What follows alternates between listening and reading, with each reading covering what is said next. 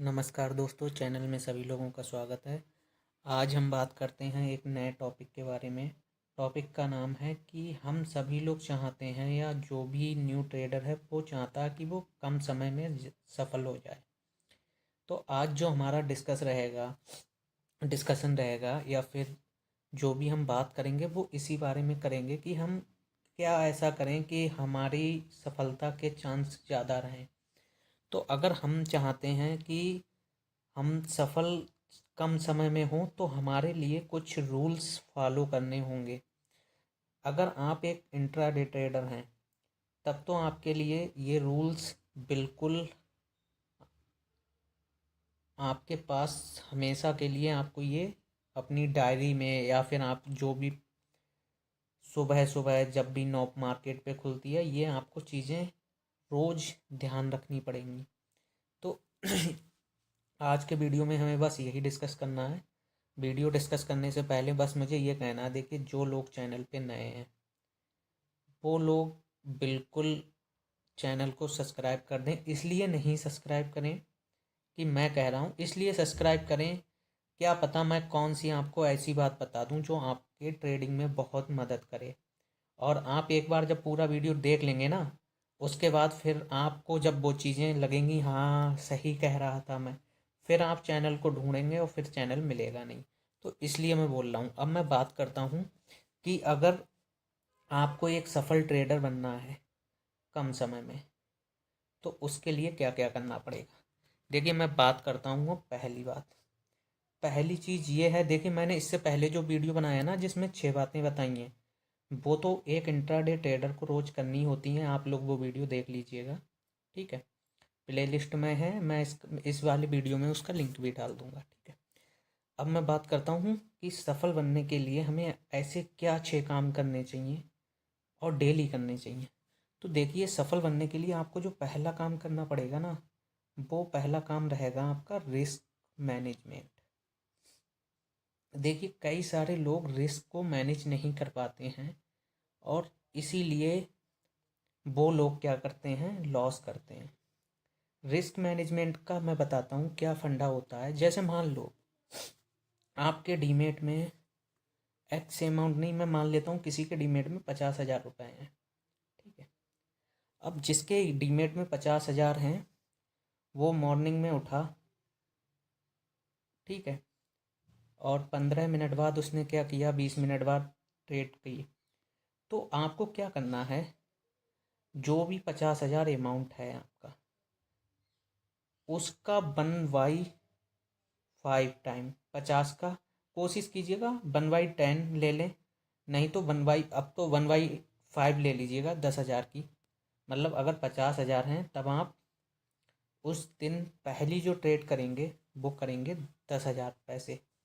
अब मैं risk management की क्यों कह रहा हूँ ये, मान लो आपने रॉन्ग ट्रेड में बैठ गए, तब आपको जो लॉस होगा ना वो इस 10,000 में से होगा। लेकिन मोस्टली लोग गलती क्या करते हैं, गलती यही करते हैं कि वो 50,000 की 50,000 से ट्रेड कर लेते हैं और पता चला सुबह 9:30 बजे तक ही वो अपना 20 से 25 के अपना लॉस करके बैठ गए। तो ये चीज़, इसे रिस्क मैनेजमेंट भी बोलते हैं। दूसरा फंड का रिस्क मैनेजमेंट या फंड मैनेजमेंट भी बोलते हैं। रिस्क मैनेजमेंट जैसे कई लोग सोच रहे होंगे, जैसे रिस्क मैनेजमेंट मैंने इसलिए से बोला, जैसे एक तो आप ट्रेड तो लेते ही हैं जिसमें एसएल लेते हैं, वो भी एक रिस्क मैनेजमेंट होता कि भाई मेरे 20 पॉइंट का एसएल है और 40 पॉइंट, मेरा 20 पॉइंट का एसएल है और 60 पॉइंट का टारगेट है, तो ये 1/3 का हो गया रेशियो आपका। तो ये भी रिस्क मैनेजमेंट है, लेकिन फंड आपको मैनेज करना पड़ेगा, ठीक है। दूसरी बात दूसरी बात यह है कि अगर आपको अपना कैपिटल संभाल कर रखना है, कई लोग क्या करते हैं, जैसे 50,000 का कैपिटल ख़त्म हो गया या 25,000 का पहली ट्रेड में ख़त्म हो गया, तो वो क्या करते हैं दूसरी बार और ज़्यादा अमाउंट से ट्रेड करते हैं। ऐसा नहीं करना चाहिए। देखिए दूसरी बार और ज़्यादा अमाउंट से ट्रेड इसलिए नहीं करना चाहिए, उसका रीज़न है कि, जस्ट अ सेकंड दोस्तों, ये ऐड आ गया। दूसरी बात यह है कि आपको फंड को अपने डीमेट में उस दिन ऐड नहीं करना है।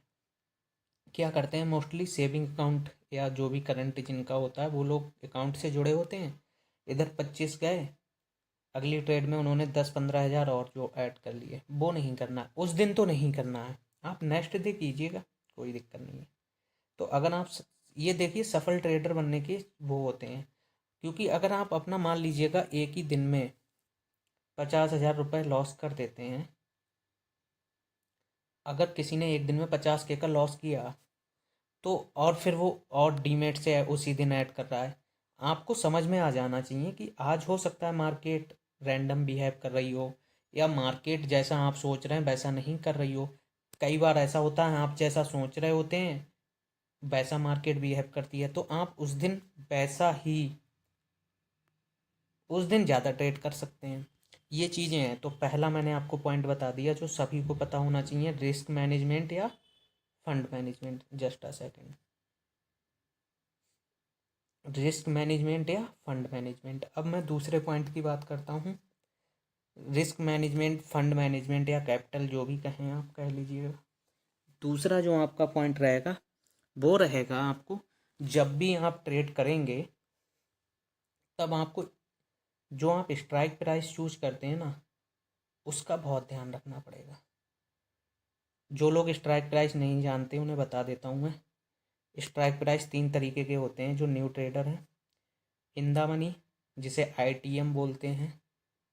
एट द मनी, जि ठीक है, जिसे ATM बोलते हैं।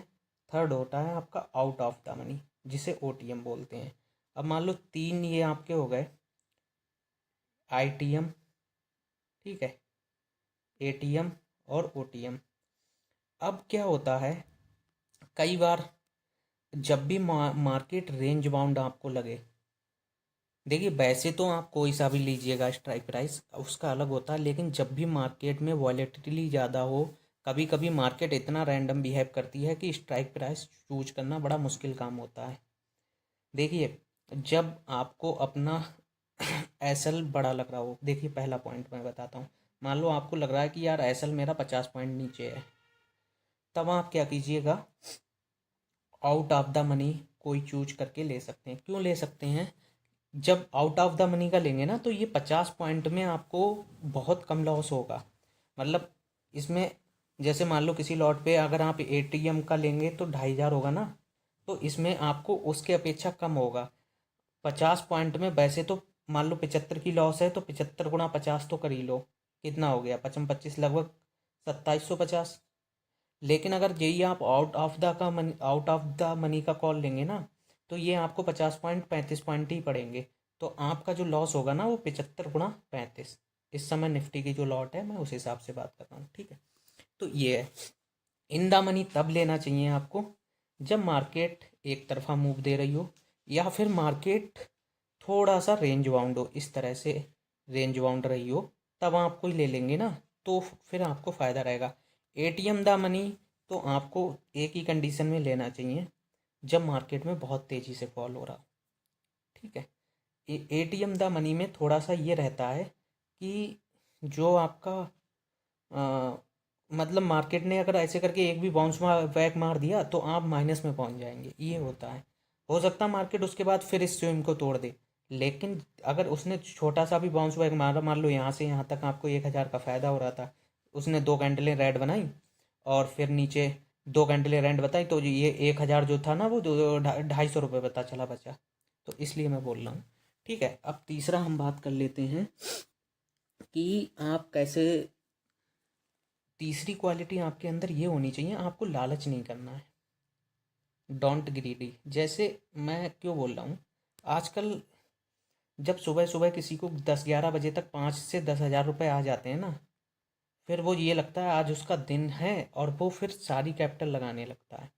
ऐसा नहीं है। जब भी आपको सुबह 11 बजे तक 5 से 10 हज़ार हो जाए तो आप एक दिन का टारगेट फिक्स कर सकते हैं। या देखिए, या तो दिन का टारगेट फिक्स कर लीजिए, या फिर वीक का कर लीजिए, या फिर मंथ का कर लीजिए। कैसे, जैसे मान लीजिए मैंने सोचा कि कल के दिन मुझे बस 2,000 रुपये अगर मिल जाएंगे ना, कल के दिन, जैसे मान लो मंडे है, तो सिर्फ मुझे अगर 2,000 मिल जाएंगे उसके बाद मुझे नहीं, मुझे 2000 चाहिए। तो कल जैसे ही मुझे 2000 का प्रॉफिट हो जाए या 2500 का हो जाए, उसके बाद मुझे मार्केट क्लोज कर देनी चाहिए और अपने जो जनरल काम है घर के या जो भी जो काम करता है वो करना चाहिए। मान लो किसी ने वीकली सेट किया, तो वीकली किसी ने सेट किया कि मुझे एक वीक में 10,000 10 के चाहिए प्रॉफिट। आपको मान लो पहले दिन और दूसरे दिन में ही 10 के हो गया, तो आप उस वीक के लिए ट्रेडिंग बंद कर सकते हैं। तीसरी, मंथ का आप सेट कर सकते हैं 10,000 15,000। लेकिन लोग करते क्या हैं कि मंथ का मतलब जो भी आप अपने रिस्क के अनुसार ये कर सकते हैं। लेकिन लोग करते क्या हैं कि लालच में आ जाते हैं। पता चला उन्होंने शुरू के 11 बजे तक 20,000 कमाए या 10,000 कमाए और शाम को 3:30 बजे तक 50,000 माइनस में आ गए। तो ये चीज़ मत कीजिएगा। तो तीसरी, मैंने क्या बताया, तीसरी नहीं है चौथी, जो भी क्वालिटी हो, लालच नहीं करना है आपको, ठीक है। अब हम बात करते हैं अपनी चौथी बात की। तो तीसरी बात थी ना, आपको अपने ऊपर संयम रखना है। संयम कैसे रखेंगे? जैसे क्या होता है ड्यूरिंग द मार्केट, ये चीज़ें आपको समझ में नहीं आएंगी। आपको जैसे कोई भी कैंडल बनेगी ना, तो आपको लगेगी अरे यार ऊपर जाएगी ऊपर जाएगी, या फिर मान लो नीचे जैसी भी कैंडल बन रही होगी नीचे लगेगी। आपको अपने ऊपर कंट्रोल रखना है और आपको चार्ट को देखते रहना है कि चार्ट कैसा बिहेव कर रहा है, क्या चार्ट सच में बना रहा है वैसा। दूसरा, थोड़ा सा ऑप्शन चैन का भी सहारा लेना चाहिए। तो ये चीज़ें हैं, तो मैंने आपको बता दिया। अब हम बात करते हैं अपनी पांचवी चीज़ की। पांचवी चीज़ ये है, जब आपका एसल हिट हो जाए और धोखे से आप किसी गलत ट्रेड में बैठ जाएं। होता ना कभी कभी कि रॉन्ग ट्रेड में बैठ गए। तो हम बात कर रहे हैं किसकी, अगर रॉन्ग ट्रेड में बैठ जाएं या मार्केट ही रैंडम बिहेव करने लगे, तो आप खुद को मत कोसिए, खुद को डिमोटिवेट मत करिए। डिमोटिवेट इसलिए मत करिए, हो सकता है भाई मार्केट में कोई बैड न्यूज़ आ गई हो, या फिर आपका एसल आपकी ने जो स्ट्रेटजी बनाई हो वो काम ना कर रही हो, ऐसा भी तो हो सकता है। तो आपको उस दिन क्या करना है, खुद को कोसना नहीं है। क्योंकि आप खुद को कोसोगे ना तो फिर आप माइंड मेंटली डिस्टर्ब होते हो, और खुद को मेंटली डिस्टर्ब नहीं करना है। जब आप मेंटली डिस्टर्ब होगे ना तो मार्केट में फिर डिसीजन सही नहीं ले पाओगे। मान लो आपका एक एसल हिट हो भी गया, कोई नहीं, आपका दिल करे अगला ट्रेड लो वरना मत लो। एक छठी चीज़ ये है, एक दिन में कभी भी 2 से ज़्यादा एसल नहीं लेने चाहिए। मान लो मैंने पहली ट्रेड ली, मेरा एसल गया, दूसरी ट्रेड ली, मेरा एसल चला गया। यकीन मानिए दोस्त, उस दिन आप ट्रेडिंग को क्लोज कर दीजिए, ट्रेड मत लीजिए, मार्केट बंद कर दीजिए। कल के लिए कोई नई प्लानिंग बनाइए, कहीं घूम के आइए उस दिन, और फिर ठंडे दिमाग से सोचिए आके कि आप पे क्या गलती हुई। जब आप ऐसा करेंगे ना तो आपके सक्सेस रेट अपने आप बढ़ने लगेंगे।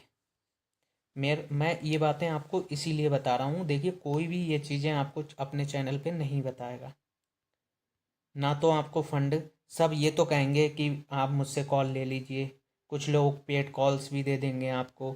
उन्हें कोई फ़र्क नहीं पड़ेगा कि आपको लॉस हो रहा है या प्रॉफिट हो रहा है, ठीक है। अगर आपको लॉस या प्रॉफिट होगा तो वो ज़्यादा हम ज़्यादा बोल देंगे सॉरी, कि सर हमें भी लगा था कि ऐसा नहीं होगा वैसा नहीं होगा, या सर या मैडम जो भी, सॉरी बोल के वो फ्री हो जाएंगे। लेकिन लॉस कैपिटल किसका गया, आपका गया। तो इसलिए आपको कभी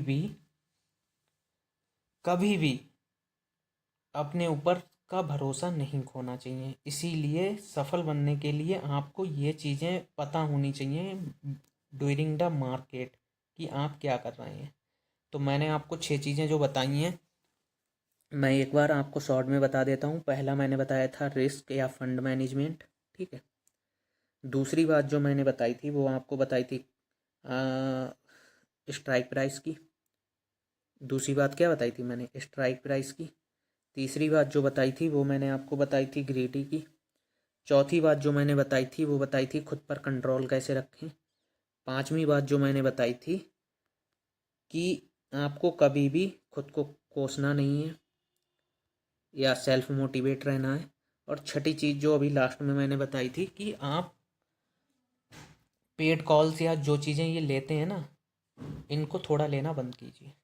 और लीजिए, अगर कोई देता भी है आपको तो फिर थोड़ा गारंटी करके। आपको लॉस पता चलिए आप उसको भी पैसे दे रहे हो और आप अपनी जेब से भी पैसे खो रहे हो। ठीक है, थैंक यू। मैं ज़्यादा बड़ी वीडियो नहीं करूँगा, 15 मिनट की वीडियो हो गई है वैसे भी। ठीक है, मैं 10 से कोशिश करता हूँ। तो प्लीज़ वीडियो को लाइक कर दीजिएगा। ये पॉइंट आप अपनी डायरी जो बनाते हैं ना, एक डायरी ज़रूर बनाइएगा। हाँ, उस डायरी पे ये चीज़ें लिख लीजिएगा, क्योंकि आप डायरी तो रोज़ वैसे भी मेंटेन करते होंगे ना कि कितना प्रॉफिट हुआ, कितना एसल हुआ। जो अच्छे ट्रेडर हैं उनके अंदर ये क्वालिटी होती है। तो आप एक अच्छे ट्रेडर होंगे तो आप ये मेंटेन करते होंगे चीज़ें। तब आपको, जब आप मंथली एनालिसिस करेंगे ना, थोड़ा सा मार्केट से आपको डर भी लगेगा। तो आप, जब डर लगता है तो आदमी सही ट्रेड लेता है, ये भी ध्यान रखो। तो इसलिए मैं बोल रहा हूँ, लिख लीजिएगा। चैनल को लाइक कर दी, चैनल को सब्सक्राइब ज़रूर कर लीजिए। मैं ऐसी वीडियो लाता रहूँगा। दूसरा, सब्सक्राइब कर दीजिएगा। ठीक है, थैंक यू वेरी मच। हाँ, टेलीग्राम लिंक है, उस पर जुड़ जाइए। आगे देखते हैं क्या मेरा टेलीग्राम पे क्या प्रोग्राम रहेगा, लेकिन अभी बिल्कुल न्यू चैनल बनाया है। ठीक है, थैंक यू वेरी मच।